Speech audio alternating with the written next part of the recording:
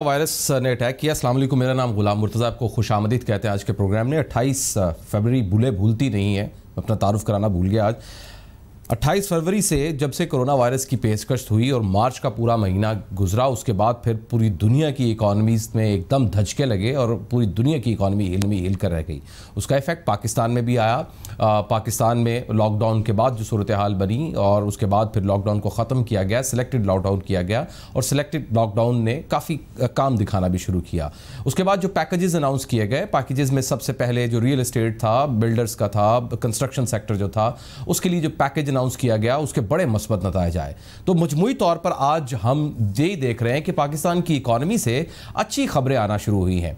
Real estate market में अच्छा खासा बूस्ट आया है। रियल एस्टेट के बाद हम कंस्ट्रक्शन सेक्टर में देख रहे हैं कि उसके बाद अच्छा खासा बूस्ट आ रहा है। गो के प्राइम मिनिस्टर इमरान खान साहब इसके ऊपर अच्छा खासा इंटरेस्ट भी शो कर रहे हैं और उस इंटरेस्ट का काफ़ी फ़ायदा भी हो रहा है। तो रियल एस्टेट के बाद स्टॉक मार्केट में भी उठान देखने में आई और जब से स्टॉक मार्केट के अंदर दहशतगर्दों का हमला हुआ, उस दिन भी ज़रा हल्की सी फ्लक्चुएशन हुई, लेकिन वो भी अगले दिन से फिर उसमें बूस्ट आना शुरू हुआ। सिर्फ यही नहीं बल्कि हम ये भी देख रहे हैं कि रेमिटेंसेस में भी इजाफा देखने में आ रहा है गुज़श्ता चंद दिनों से। फिर आज IMF ने भी बेहतरी के वाज़ेह इशारे दिए हैं और IMF ने माली साल 2021 के दौरान पाकिस्तान की मईशत में बहाली का इम्कान जाहिर किया है। लेकिन कुछ मुआशी माहिरीन इसे कुछ हद तक मस्बत पेशरफ भी कहते हैं, लेकिन बहुत से मुआशी माहिरीन इसको को बहुत ज़्यादा बेहतरी या वाकई कन्फर्म बेहतरी की तरफ जाने का इम्कान शो नहीं करते हैं। मुतादिद जो आशारिये हैं और जो पिछली जो अदाद शुमार हैं उसको जब कंपेयर किया जाता है तो उस तरह से इस कदर ज़्यादा बूस्ट तो मिलता हुआ नज़र नहीं आ रहा है। लेकिन मजमूई तौर पर जो कोरोना के बाद की सूरत हाल थी उसके बाद से एक बूस्ट और एक मुस्बत रुझान देखने में आ रहा है। क्या वाकई ऐसा ही है और क्या ये मुस्बत रुझान टेम्परेरी है या परमानेंट है या वाकई काम करना शुरू कर दिया है पाकिस्तान की इकॉनमी ने? तो आइए इस पर बात करते हैं। माहिर मुआशिर इक्तिसादी अमूर SDIP के चेयरमैन डॉक्टर आबिद सुलैरी साहब मेरे साथ मौजूद है। डॉक्टर साहब बहुत बहुत शुक्रिया सर आपके वक्त का। हमेशा आप हमारी रहनुमाई करते हैं, हमारे वक्त देते हैं, आपके साथ बड़े मशकूर हैं। सर ये फरमाइएगा कि क्या ये वाकई दुरुस्त है कि हम कंस्ट्रक्शन सेक्टर के बाद देख रहे हैं स्टॉक मार्केट में रेमिटेंसेस बढ़ रहे हैं, IMF ने भी इशारे दिए हैं, क्या वाकई पाकिस्तान की इकॉनमी पॉजिटिव ट्रेंड शो करना शुरू हो गई है और क्या ये जो रुझान है, ये ट्रेंड जो है, ये टेम्परेरी है? अगर हम इकॉनमी की बात करते हैं तो इकॉनमी पॉजिटिव रुझान वो तो शायद अभी कहना कब्ज़ वक्त होगा। थोड़ा सा हमें मज़ीद इंतज़ार करना होगा कि कोविड केसेस जो हैं वो किस नहज क्या रुख अख्तियार करते हैं। स्पेशली ईद उल अज़हा पे क्या हम अपने SOPs जो हैं वो इम्प्लीमेंट करवा पाते हैं या नहीं करवा पाते।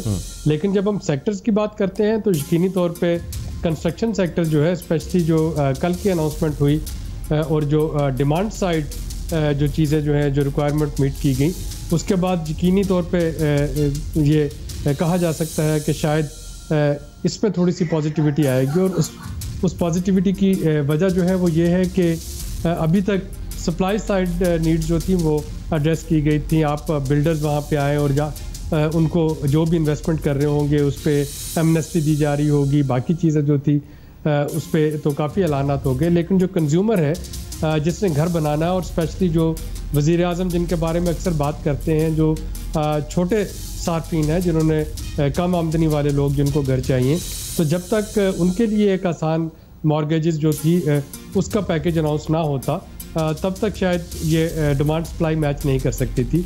अभी भी जो शरह सूद है वो 5 मरले के घरों पे 5% और 7 मरले के घरों पे 6%, वो आलमी जो इंटरनेशनल स्टैंडर्ड्स हैं और इवन जो हमारे हमसाया मुल्क है उससे ये अभी भी ज़्यादा है।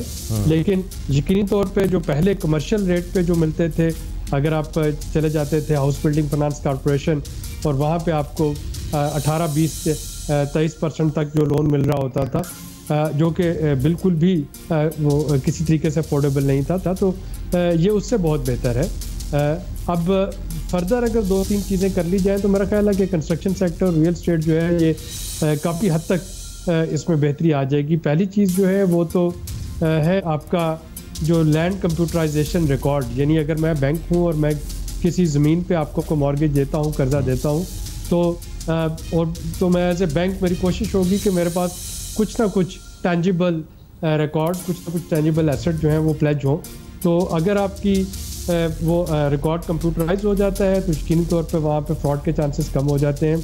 वरना हमें पता है कि यहाँ पे वो जो रजिस्ट्री और इंतकाल और फर्द वो जो रेवेन्यू डिपार्टमेंट की 1000 तरीके हैं जिसमें कि लैंड रिकॉर्ड में वो मैनिपुलेशन की जा सकती है, और बैंक्स जो हैं वो उस पर रिस्क नहीं ले रहे होंगे। और सेकंड जो है वो एक real estate development agency authority की बात नहीं मैं कर रहा हूँ, लेकिन कोई ना कोई एक रेगुलेटरी अदारा जो है वो इस पे ज़रूर हमें बनाना पड़ेगा।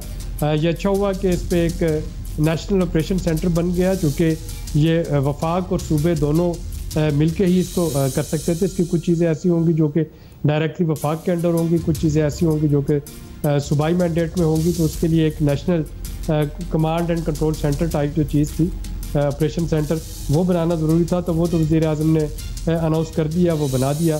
तो अब इसके कुछ रेगुलेटर्स जो हैं वो बनाना ज़रूरी होंगे ताकि जो सार्फिन है उनके मफादात का तहफ़्फ़ुज़ भी हो सके, जो बिल्डर्स हैं उनके मफादात का तहफ़्फ़ुज़ भी हो सके।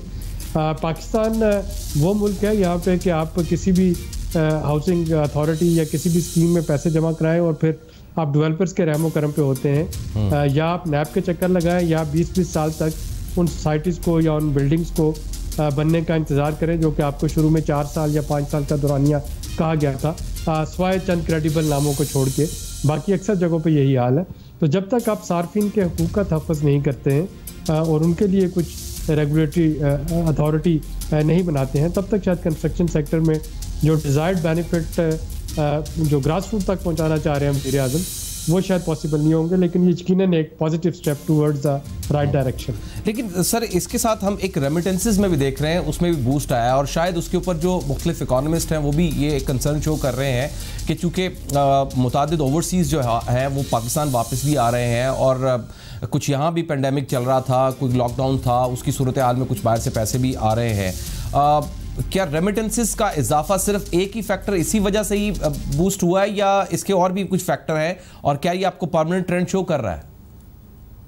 ये मेरा ख्याल परमानेंट ट्रेंड नहीं है। रेमिटेंस में इजाफे की एक वजह ये भी है कि जो एक डिज़ास्टर और जो ट्रेजेडी चल रही है उसमें यकीनी तौर पर हम मुसलमान होने के नाते हम कोशिश करते हैं सदका खैरात चैरिटी। तो दुनिया में जहाँ जहाँ भी पाकिस्तानी हैं, कुछ तो हैं जो कि जैसा आपने बजा फरमाया कि कुछ ऐसे लोग होंगे जो कि मिडल ईस्ट से स्पेशली जब जॉब्स उनकी ख़त्म हुई वो वापस आ रहे हैं, तो अपने साथ अपनी जो भी बची कुछ जमा पूंजी बकाया जाता है वो लेके आ रहे होंगे। कुछ ऐसे हैं जो कि हर महीने या एक मखसूस मुद्दत के बाद अपने अहले खाना के लिए को ख़र्चा भेजते हैं। और ईदैन पे और मुहर्रम पे हमारे बैरून मुल्क पाकिस्तानी अक्सर वो सदकात और खैरात के तौर पे भी पाकिस्तान में ओवरऑल यानी डॉक्टर साहब आप ओवरऑल जो आप समझ रहे हैं this is a temporary trend. अगर हम सिर्फ मेरा ख्याल है कि ये एक टेम्परेरी जी सिर्फ कंस्ट्रक्शन सेक्टर को छोड़ दें, क्योंकि शायद वो एक ऐसा सेक्टर है जिसके ऊपर ज़्यादा तवज्जो भी दी जा रही है, उसके ऊपर रिलीफ पैकेजेस भी दिए जा रहे हैं और उसके लॉन्ग टर्म असरात हो सकते हैं। और एक पॉइंट जो आपने रेज किया कि जो अथॉरिटी है उसके ऊपर कायम करने की ज़रूरत है कि वो कोई उसके ऊपर प्लेजेस ना हो सकें। इसके अलावा बाकी आपको शॉर्ट टर्म्स नज़र आ रहे हैं? हाँ, बाकी जो मेरा ख्याल है ये बकर ईद के बाद दोबारा से रेमिटेंसेस में आपको इजाफा नजर आएगा, और उसकी वजह ये होगी कि बैरून मुल्क पाकिस्तानी बहुत से ऐसे होंगे जो कि अपनी ईद कुर्बान पे प्रेफर करते हैं कि वो पैसे जो है वो पाकिस्तान में भिजवा दें बजाय इसके कि वहाँ पे यूरोप में या अमेरिका में कहीं। तो यहाँ पे आपको एक दफ़ा फिर एक ट्रेंड जो है वो बेहतरी की तरफ जाता हुआ नजर आएगा। एक और पॉजिटिव ट्रेंड जो हम फोरसी कर सकते हैं वो शायद एग्रीकल्चर और फूड सिक्योरिटी सेक्टर में होगा। मैं देख रहा हूँ कि प्राइम मिनिस्टर जो है और सैयद फ़खर इमाम उनकी एक अच्छी रेपो डेवलप हो रही है, और चूँकि सैयद फ़खर इमाम जो है वो खुद एक प्रैक्टिकल फार्मर है, कॉटन ग्रोअर है, तो वो हमारे फार्मर्स के मसाइल को बड़े बेहतर तरीके से पेश कर रहे हैं। और प्राइम मिनिस्टर गो के एग्रीकल्चर जो है वो एक सूबाई मैंडेट में आता है, लेकिन वो कोशिश कर रहे हैं कि उसके लिए मुख्तलिफ पॉलिसीज़ और मुख्तलिफ रिलीफ पैकेजेस जो है वो दे रहे हों। और ये एक ऐसा सेक्टर होगा जिसमें आपको अगेन कुछ पॉजिटिविटी जो है वो आती हुई नजर आएगी। और स्पेशली मैं इसलिए भी इस पर ऑप्टिमिस्टिक हूँ कि सीपेक में अब एग्रीकल्चर पे फोकस हो रहा है। चाइना ने पहली दफा अपना एग्रीकल्चर कमिश्नर अपॉइंट किया है पाकिस्तान एम्बेसी ऑफ चाइना में।